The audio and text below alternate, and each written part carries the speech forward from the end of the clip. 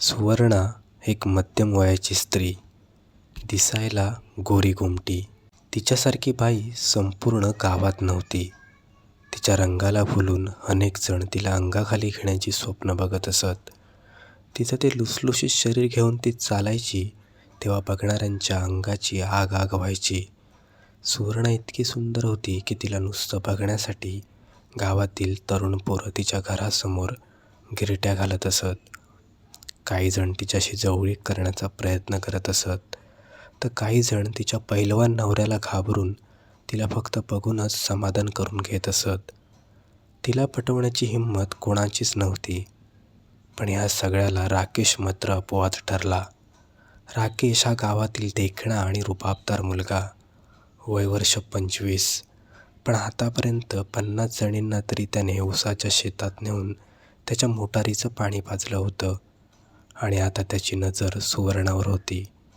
त्याने तिला दाणे टाकायला सुरुवात केली आणि सुवर्णासारखी गावरान कोंबडी त्याच्या जाळ्यात अडकली.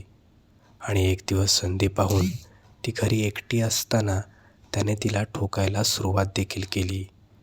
पण नेमका कार्यक्रम रंगात असताना तिच्या घराचा दरवाजा कोणीतरी ठोकला. राकेश आणि सुवर्णाच्या चेहऱ्यावरचा रंगच उडाला. कसंबसं दोघांनी आपापले कपडे घातले आणि राकेश बाथरूममध्ये जाऊन लपून बसला. सुवर्णाने जाऊन दरवाजा उघडला. समोर बघते तर तिचा नवरा उभा होता. आता ती चांगलीच घाबरली, पण कशीबशी स्वतःला सावरत तिने नवऱ्याच्या नकळत राकेशला घराबाहेर काढलं.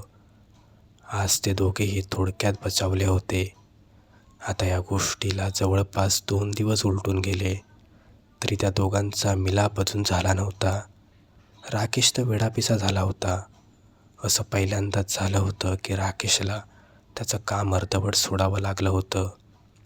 राकेश समोर सतत सुवर्णाचं ते निवस्त्र गोरं शरीर गिरट्या घालत होतं.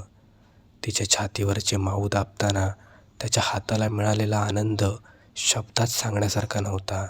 तिच्या मानेला कानाला चावताना त्याच्या दातांना मिळालेलं सुख तोंडाने सांगता येण्यासारखं नव्हतं. तिच्या गोऱ्यापान चिमणीच्या भोकातून हात घुसताना त्याच्या सोट्याला मिळालेला उबदार अनुभव दमदार होता.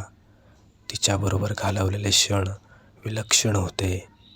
त्याला तिची खूप आठवण येत होती. आणि इकडे सुवर्णाचे हाल देखील सारखेच होते. तिला देखील त्याचा भलामोठा नागोबा सारखा नजरेसमोर दिसत होता. त्याच्या सोट्याने दिलेल्या सुखद वेदना तिला सारख्या आठवत होत्या. कधीकधी तिला वाटत होतं की राकेशला फोन करून बोलावून घ्यावं आणि त्याच्या पुढे घोडी बनवून त्याला चढवून घ्यावं. पण तिला भीती वाटत होती. जर का तिच्या नवऱ्याला कळलं तर फार विपरीत घडलं असतं. पण एक दिवस राकेशला खबर मिळाली की सुवर्णाच्या घरी ती एकटीच आहे. तसं राकेश तिच्या घरी जायला निघाला, पण 2 दिवसापूर्वी घडलेला प्रसंग त्याला आठवला. म्हणूनच त्याने घरी न जाता तिला घराबाहेर एखाद्या सुरक्षित ठिकाणी बोलावून तिचा कार्यक्रम वाजवायचं ठरवलं. त्याने लगेचच तिला फोन केला. त्याचा फोन आला त्यावेळी ती घरात एकटीच होती म्हणून बरं झालं. फोनवर त्याने तिला त्याच्या शेतात असणाऱ्या पत्र्याच्या शेडवर बोलावलं होतं. त्याच्या आवाजातील आतुरता तिला जाणवत होती. घरी कोणी नव्हतं. संध्याकाळपर्यंत घरी कोणी येणारही नव्हतं. नवरा कामाला गेला होता, पोरं शाळेला. हो नाही करत शेवटी ती तयार झाली. खरं तर त्याने विचारल्यास तिचा होकार होता, पण तिने तसं सांगितलं नाही. त्याच्या तोंडातून त्याची अवस्था ऐकली आणि मग ती तयार आहे असं सांगत फोन कट केला. फोन ठेवताच तिने बादली भरून थंडगार पाणी घेतलं. केस मागे बांधत आणि सगळे कपडे काढून आंघोळ केली. सगळं अंग साबण लावून स्वच्छ केलं. आंघोळ करताना कुठे कुठे त्याच्या ओठांचा स्पर्श होईल, कसे त्याचे हात त्याचे संपूर्ण शरीराला कुस्करून काढतील, या विचाराने तिच्या पोटात गुदगुल्या झाल्या. मनात स्वैर दौडणाऱ्या कल्पनेच्या घोड्याला तिने आवर घातला. टॉवेलने सगळं अंग स्वच्छ पुसून काढलं. पाणी सगळं गेलं, पण साबणाचा मनमोहक सुगंध मागे राहिला होता. मग तिने परकर घातला. नंतर ब्लाऊज घातल्यावर ती साडी नेसली व सरतेशेवटी ती आरशासमोर उभी राहिली.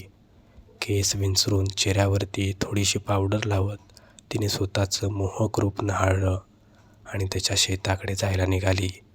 तिच्या घरापासून ते जास्त दूर नव्हतं.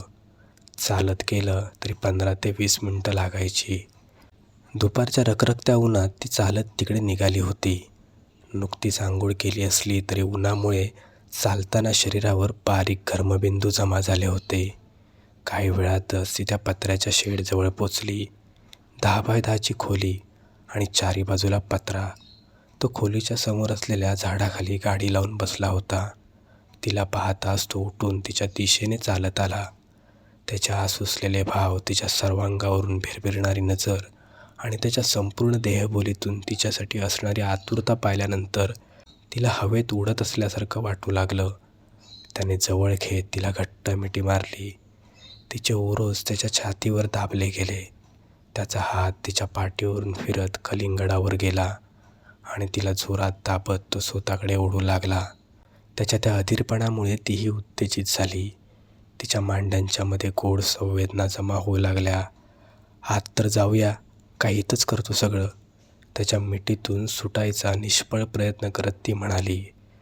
खरं तर आजूबाजूला फारशी वस्ती नव्हती, त्यामुळे कोणी येण्याचा विषयच नव्हता. हिथं म्हटलं तर हिथं करू. त्याने तिला उचलून घेतलं. मला चालता येतं, ती हसत म्हणाली. पण मला तुला उचलून घ्यायचं आहे ना. त्याने दार उघडलं. जमिनीवर टाकलेल्या गादीजवळ तिला उभं केलं. मागे होत त्याने दाराला कडी लावली आणि तिच्या समोर आला. तिच्या पदराला धरून तिची साडी काढण्याचा प्रयत्न करू लागला. त्याच्या पॅन्टमधून बाहेर येऊ पाहणारे त्याचा ताठरलेला सोटा पाहिल्यानंतर तिच्या पोटात पुन्हा एकदा तीच विचित्र भावना पूर्वीपेक्षा अधिक पटीने जाणवली. अवयवांमध्ये ओलावा जमा होऊ लागला. त्याला जवळ ओढून कडक अवयवाला हातात घ्यावं असं तिला वाटत होतं, पण तिने तसं केलं नाही. त्याच्या हातून पदर घेत तिने साडी काढत बाजूला ठेवली आणि त्याच्याकडे पाहिलं. सगळंच काढ की, चढलेल्या श्वासाने तो म्हणाला व स्वतःचे कपडे काढू लागला. तिने ब्लाऊज काढला, परकर सोडला. तो तिच्याकडे पाहत होता. त्याचा हाव असलेलं तोंड, हावळाकडे टोक करून उभा असलेला त्याचा अवयव आणि त्या टोकाशी जमा झालेलं किंचितसं चिकट द्रव्य, त्याचं संपूर्ण शरीर तिच्यासाठी भुकेलं होतं. त्याने लगेच तिला मिठीत घेतलं. हाताने तो तिचे माऊ दाबू लागला, तोंडाने चुपू लागला, दाताने चावू लागला. त्याचं संपूर्ण शरीर तिच्या स्पर्शासाठी आतुर झालं होतं आणि त्यामुळे तिला तो अधिकच हवासा वाटायचा. त्याच्या स्पर्शानं ती अधिकच उत्तेजित व्हायची. तिच्या तोंडातून उसासे बाहेर पडू नयेत म्हणून ती कितीही प्रयत्न केला तरी तिला स्वतःवर नियंत्रण ठेवणं जड व्हायचं आणि ती मोठमोठ्याने हुंकारायची.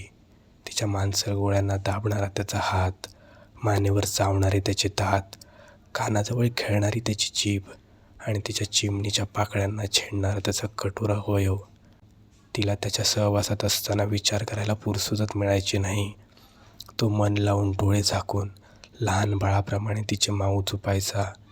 त्याचे हे चाळे तिच्या अवयवाला भरपूर ओलावा निर्माण करायचे.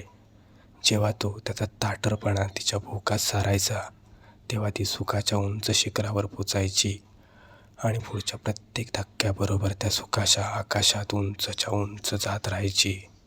आजची परिस्थिती काही वेगळी नव्हती. तो तन मन लावून तिच्या देहाचा आस्वाद घेत होता. ती तिच्या हुंकाराने व अस्फुट आवाजात ओरडत त्याला प्रतिसाद देत होती. आज तो त्याच्या प्रत्येक कृतीला नेहमीपेक्षा जास्त वेळ घेत होता. शेवटी जेव्हा त्याचा ताठरलेला अवयव एक धक्का मारत आत सारला तेव्हाच तिने समागमाचा उच्च बिंदू गाठला. त्याच्या अवयवावर ती स्त्रवली. त्याच्या शरीरावरचे भाव पाहून तिला तो सारखा हवासा वाटायचा. हे पुन्हा एकदा जाणवलं. त्याने तिला घट्ट मिठी मारली. त्याचं तोंड तिच्या छातीत रुतवलं. तोंडाने तिचे माऊ चुपत तो त्याची कंबर हलवू लागला आणि ती पुन्हा एकदा उत्तेजनाच्या लाटेवर स्वार होऊन चरमसुखाच्या किनारा गाठायला निघाली. हळूहळू त्याचा वेग वाढत होता. दुपारची वेळ होती. त्यात ते पत्र्याचं शेड. दोघेही घामाने न्हावून निघाले होते, पण त्या घामाकडे लक्ष द्यायला त्यांच्याकडे वेळच नव्हता. वेगात आतबाहेर होणारा त्याच्या अवयवाचा कठोरपणा अनुभवताना ती पुन्हा एकदा उत्कर्ष बिंदूजवळ पोचत होती. तो तिचं शरीर अनुभवत असताना सगळीकडे एकाच वेळी स्पर्श करू पाहत होता. त्याने ही उत्तेजनाची परिसीमा गाठली होती. सरते शेवटी एक जोराचा धक्का मारला. त्याने त्याचा अवयव पूर्णपणे आत सारला आणि तो वाहू लागला. त्याच्या उष्ण चिकाच्या प्रवाहाच्या जाणीवेने तिचाही बांध फुटला. त्याला स्वतःभोवती आवळून घेत ती पुन्हा एकदा वाहू लागली. तो काही वेळ तिच्यावर तसेच पडून राहिला. तिनेही त्याला मिठीत घेत तसंच राहू दिलं. सुखाचा आवेग आता ओसरला होता. फोन का बरं केला? दुसरा कोणी उचलला असता म्हणजे? घरी कोण नव्हतं माहीत होतं, म्हणूनच फोन केला. तो एक क्षण थांबत म्हणाला. तिच्यापासून विलग होत तो उठून उभा राहिला. आता परत कधी? तो म्हणाला. मी फोन करीन तुला, ती म्हणाली आणि उठून उभी राहिली. अजून त्या ठिकाणी तिला आंबट गोड वेदना होत होत्या. सरते शेवटी दोघांची इच्छा पूर्ण झाली. दोन भुकेलेली शरीरं आज तृप्त होऊन आपापल्या घरी निघून गेली. तर मग मित्रांनो, कशी वाटली आजची चावट कथा? आजची कथा आवडल्यास आपल्या चॅनलला सबस्क्राईब आणि व्हिडिओला लाईक करायला विसरू नका.